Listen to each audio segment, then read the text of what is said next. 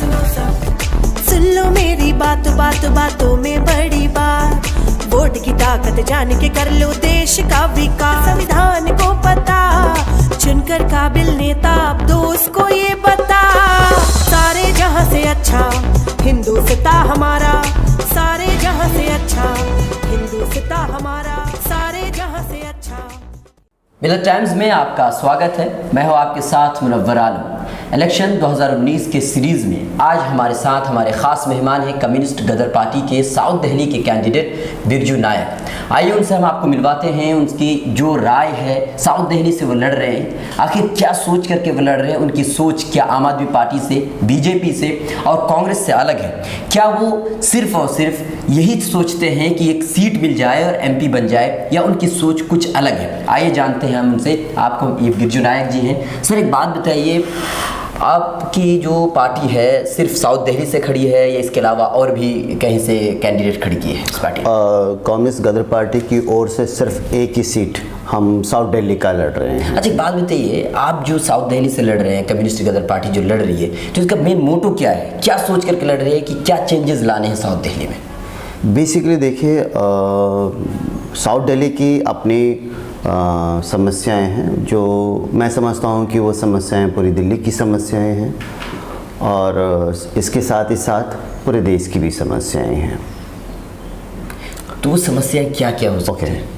आप ये बेसिक मान लीजिए कि जो अपनी कम्युनिस्ट गदर पार्टी है, ये बेसिकली 1980 में इस पार्टी की स्थापना हुई थी और मैं करीब 20 साल हो चुके हैं मुझे अपनी पार्टी में काम करते हुए, और साथ ही साथ जो लोगों के अधिकारों के लिए, उनके पानी के अधिकार की बात हो, उनके सीवर और शौचालय के अधिकार की बात हो, उनके इसको एजुकेशन की बात हो, हेल्थ सर्विसेज की बात हो, वर्किंग क्लास की अपनी मिनिमम वेज की लेकर बात हो, इसके अलावा जो और मज़दूरों की जो और अधिकार जो आज मतलब सरकार छीन रही है, उनके अधिकारों की बात हो, या देश के अंदर जो मतलब धर्म के आधार पर लोगों को शिकार बनाया जाता है, उसके खिलाफ़ हो।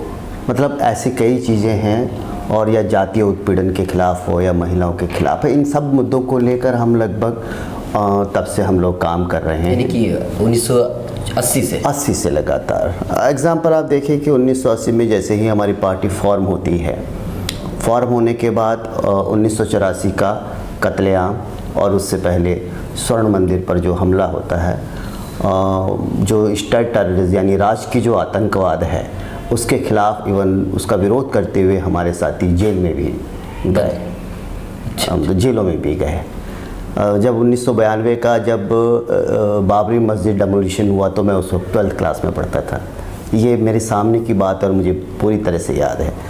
तो हम बाबरी मस्जिद के और उसी वक्त मैं पार्टी में भी जुड़ा भी 12th में ही 12th क्लास से, और उस वक्त हमने बाबरी मस्जिद का जो डेमोलिशन के जो विरोध किया, और उसमें हमने साफ कहा कि कांग्रेस और बीजेपी उसके लिए दोनों जिम्मेदार हैं। यानी आप जैसे मतलब होता है ना कि 1984 का जो हत्याकांड हुआ, 1984 के हत्याकांड के ठीक बाद 2002 में गुजरात में कत्लेआम हुआ। आप देखते हैं, अगर 1984 का कत्लेआम इस देश के अंदर नहीं होता और या 1984 के कत्लेआम के गुनहगारों को अगर सज़ा दी जाती, तो 2002 का गुजरात का कत्लेआम नहीं होता। सीधी बात। मैनिफेस्टो में एक बात आपने कहा है कि हम जो हैं पार्टी के लिए नहीं, हम जो है गरीबों के लिए काम करते हैं। जैसे कि कांग्रेस की बात करें तो कांग्रेस ने भी कहा है कि 72,000 हम गरीबों को देंगे, और आपने अपने मैनिफेस्टो में ये भी लिखा है कि चाहे बीजेपी हो या कांग्रेस हो, दोनों जो है जो पूंजीवाद तबका है या पूंजीवाद जो भी है, उन लोगों के लिए काम करती है।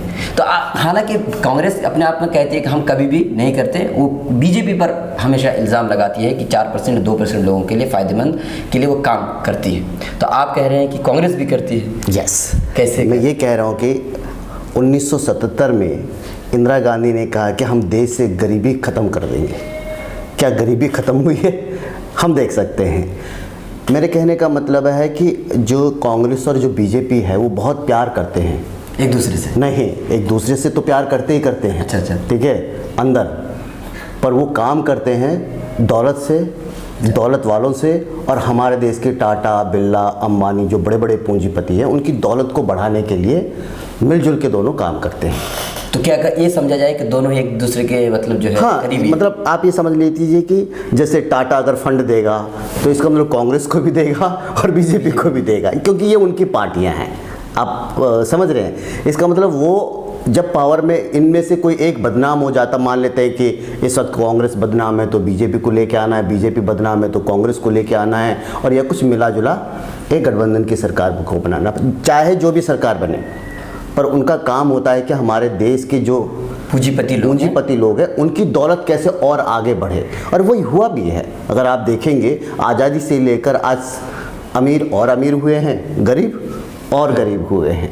तो कम्युनिस्ट पार्टी जो है, जो आप communist party of Ghadar of India, तो ये क्या करेगी? मतलब 2019 के सिलेक्शन में अगर आप जीत जाते हैं तो क्या आपका मोटो है कि हम क्या करना चाहते हैं? आप क्या नंबर 1, हम पार्लियामेंट के अंदर पहुंचकर जो लोगों के कॉमन प्रॉब्लम्स हैं हम उनको रेस करेंगे। तो कॉमन प्रॉब्लम्स जैसे पानी हुआ, अरे कन्याकुमारी से लेकर कश्मीर तक पीने का पानी कहाँ है मुझे बताइए।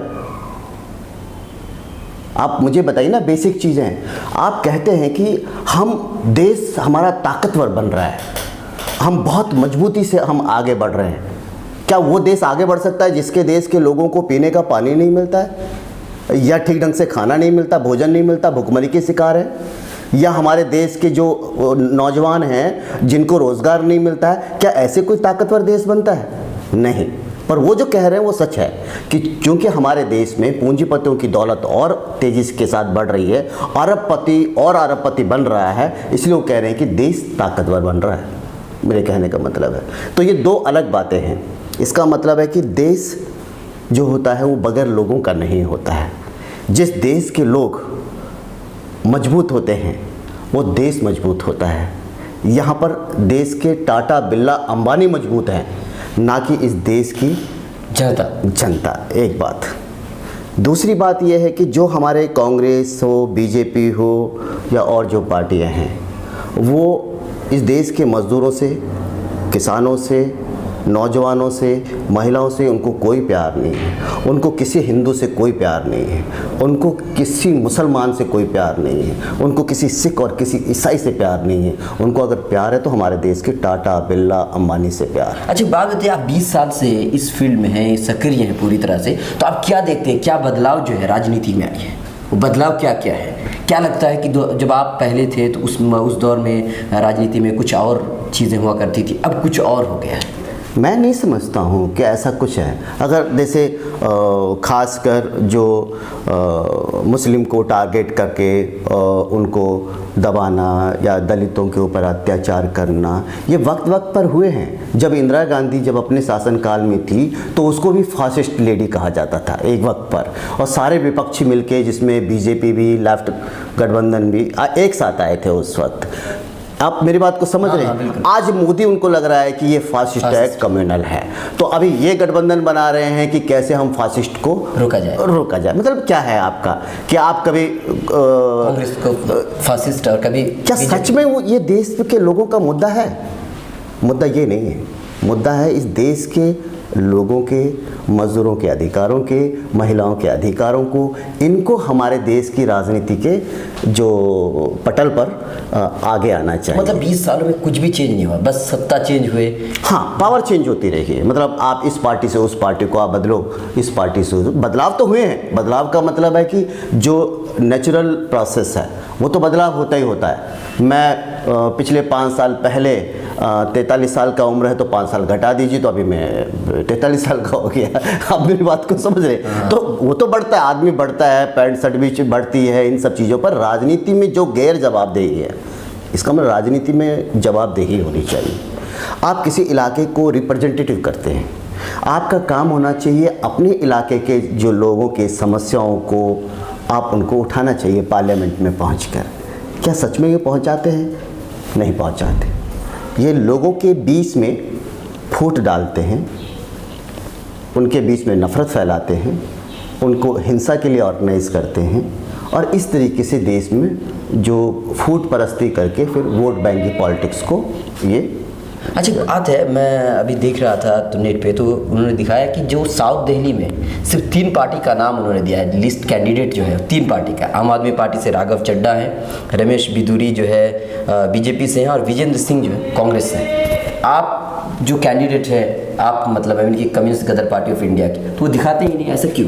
क्या उनको डर लगता है कि कम्युनिस्ट पार्टी ऑफ गदर जो है, गदर की जो कैंडिडेट हैं वो कुछ ज़्यादा मजबूत हैं, या बिल्कुल सिरे से है ही नहीं इसलिए नहीं दिखा रहा है? क्या बिकॉज जो तीनों मिले जुले हैं ठीक है, मैं आपको सीधी और उनको डर लगता है क्योंकि विजेंद्र जो कुमार जी हैं, उनका अभी इलेक्शन जब डिक्लेयर हुआ नॉमिनेशन से कुछ दिन पहले, तब उनका वो आए ऐलान हुआ था। उसी तरीके से बिधूरी जी को टिकट भी अभी मिला। सिर्फ राघव चड्ढा जी तो जो शुरू से लेकर अब तक काम कर रहे हैं, मतलब इलेक्शन का प्रचार कर रहे हैं। तो हम जो लोग हैं, मतलब हमारे जो कार्यकर्ता हैं, बीते 3 महीने से लगातार घर घर में डोर डोर पहुंचकर अपना मैनिफेस्टो देना, उनसे बात करना, लोगों की समस्याओं के बारे में बात करना, इन सब चीज़ों को लेकर हम लड़ रहे हैं। तो उनको बहुत मुश्किल है हमारा नाम लेना। मेरे मतलब इसका मतलब उनको डर लगता है, उनको बहुत डर है, और ये रियलिटी में है क्योंकि हमारी प्रचार काफ़ी आगे तक जा चुकी है और इसलिए हम जीतने के लिए लड़ रहे हैं। मैं आपको साफ और स्पष्ट शब्दों में कहता हूँ, तो मतलब आपको पूरी उम्मीद है कि आप जीत जाएंगे? बिल्कुल, हम जीतेंगे और हम लोगों की आवाज़ को पार्लियामेंट में उठाएंगे। सीधी बात है। साउथ दिल्ली से पूरी तरह से आप उम्मीद? पूरी तरह से, ना सिर्फ साउथ दिल्ली की समस्याओं तो आपको नहीं लगता है कि जो विजेंद्र सिंह है, एक तरह से देखिए रमेश बिधूरी जी हैं, राघव चड्ढा जी, तो ये लोग अपने आप में कुछ ज़्यादा ही मजबूत है, तो आपको नहीं लगता कुछ ज़्यादा ही टफ हो जाएगा? इतनी मतलब अगर मान लीजिए कि 4 लोगों के बीच में लड़ाई होती है तो कम से कम वोट जो है 4 हिस्सों में डिवाइड हो जाएंगे, तो जो ज़्यादा मजबूत होगा उनके पास चला जाएगा। तो आपको नहीं लगता कि थोड़ा सा मुश्किल हो जाएगा आपके लिए? देखिए, वोट की नज़र से आप नहीं देखें, अगर राघव चड्ढा जी हो, हमारे बिधूरी जी हो या विजेंद्र कुमार जी, अगर उनके पीछे आप मसल्स पावर और मनी पावर को निकाल देंगे तो उनके पास कुछ नहीं बचेगा।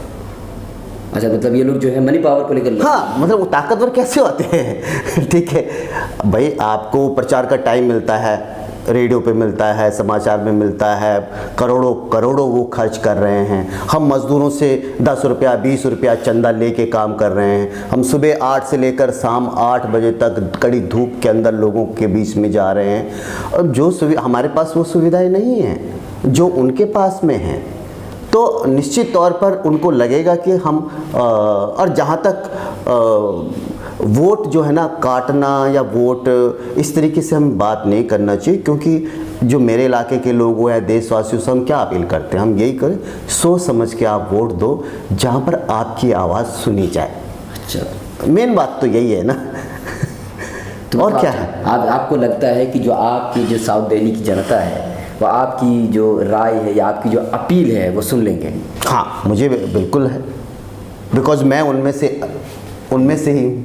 अच्छा, पहली बात कि मैं उनको अपने से अलग करके नहीं देख पाता हूँ, मैं अलग हूँ, ठीक है। और हमारे कैंडिडेट हैं जो बाहर से आए हुए हैं, उनको इस इलाके की समस्या के साथ कोई जो बाहर से जो लोग आते हैं, जो बाहर से जो आकर के जो किसी जगह पर चुनाव लड़ते हैं, तो क्या आपको नहीं लगता है कि आजकल की जो जवान तबका है, युवा तबका है, वो समझ चुके हैं कि अब हमें बाहरी पॉलिटिशियन हमें नहीं चाहिए, राजनेता नहीं चाहिए?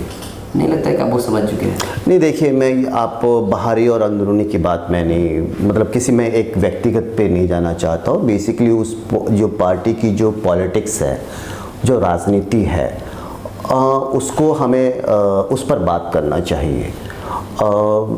एग्ज़ाम्पल अगर, और जब कोई कैंडिडेट जब खड़ा होता है तो उसके इलाके के लोगों से पूछा तक भी नहीं जाता है, ये पार्टी ऊपर से थोप देती है उनको लोगों के ऊपर, भाई आपको इसको सिलेक्ट करना है, उसका प्रचार करना है। जैसे मान लीजिए आपको जो थोप देती है तो किसी खिलाड़ी को थोप दिया जाता है या किसी एक्टर को लाकर खड़ा कर दिया जाता है, तो ऐसा क्यों करता है? क्या पार्टी सिर्फ जीतना चाहती है, उनका कोई काम करने का इरादा नहीं होता है, सिर्फ जीतना है क्योंकि नाम बड़ा है तो लोग दे देंगे, ऐसा लगता है उनको? क्या? हाँ, उनको ऐसे ही लगता होगा, ये तो उनसे पूछा जाना चाहिए, ये मेरे से मैं उस क्वेश्चन का क्या जवाब देता हूँ कि उन्होंने क्यों उनको खड़ा किया है। हाँ चलिए, बहुत बहुत शुक्रिया। हमारे साथ बिरजू नायक जी थे, communist Ghadar party of India के साउथ दिल्ली के कैंडिडेट है। इनकी पूरी उम्मीद है कि ये जीत जाएंगे और इनकी पूरी कोशिश है कि अगर ये जीत जाते हैं तो साउथ दिल्ली के जितने भी प्रॉब्लम्स हैं, समस्या है, उनको पार्लियामेंट में उठाएंगे। उनका जो मेन मोटो है, ये मेन मसला जो साउथ दिल्ली का है, या ये कह लीजिए कि देश की जो मेन समस्याएं हैं, पानी से लेकर के मजदूरों की जो समस्याएं हैं, ये सारी चीज़ें पार्लियामेंट में उठाने की बिरजू नायक जी ने बात की है। अब देखना ये होगा कि 23 मई को क्या रिजल्ट आता है, कौन होगा साउथ दिल्ली का अगला एमपी, क्योंकि यहाँ पर जो लड़ाई है चौतरफा है, यानी कि communist Ghadar party of India से बिरजू नायक जी हैं, आम आदमी पार्टी से राघव चड्ढा जी हैं और बीजेपी से रमेश बिदोरी हैं और विजेंद्र सिंह हैं कांग्रेस से। ये चौतरफा लड़ाई है और इस लड़ाई में कौन होगा विजेता 23 मई को ही पता चलेगा। अगर आप हमें फेसबुक पर देख रहे हैं तो हमारा पेज लाइक करें, यूट्यूब पर देख रहे हैं तो हमारा चैनल सब्सक्राइब करें और बेल आइकन को जरूर दबाएं। मिलत टाइम्स की वीडियोस देखने के लिए यहाँ क्लिक करके सब्सक्राइब करें और हाँ, बेल आइकन जरूर दबाएं। अगर फेसबुक पर देख रहे हैं तो पेज लाइक करें। ताज़ा तरीन खबरों और मज़ामीन के लिए विजिट करें हमारी वेबसाइट www.millettimes.com। हमारी ये वेबसाइट उर्दू, हिंदी, इंग्लिश तीनों लैंग्वेज में मौजूद है।